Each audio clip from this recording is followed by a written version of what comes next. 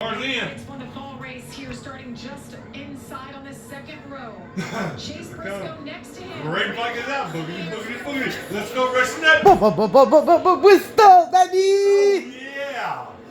Great start by Kane Honeycutt, that 11 team out front.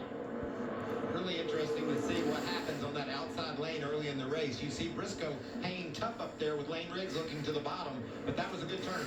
Good sign for racing going forward if they're able to run up high this early. Yeah, I think with what you're going to see with this traction compound is that the bottom lane is definitely going to be dominant as we get going, but it's not going to take long. We saw guys start trying to practice, trying to figure out that outside lane, but it's going to string around here for at least the first 20, 30 laps on this bottom.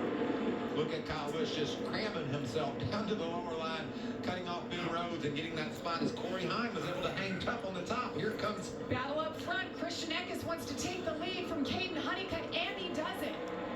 And for Caden Honeycutt, all you're trying to do is try and get back down to the bottom, re-rack here, try and see what you can learn from Christian Eckes, what you can learn about your racetrack.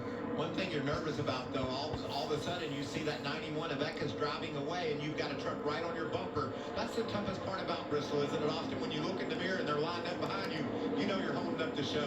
When you look at the difference here, too, is that Caden Honeycutt's really struggling to keep his truck on the bottom. Chase Briscoe is able to keep that left front headlight just out a little bit lower here through 3 and 4, and that's the difference here when you're running the bottom at Bristol. It's that small margin is where the grip is. Battle inside the top 10 here is Kyle Busch trying to move forward as Ben Rhodes sizes him up, and there's time coming along as we expected.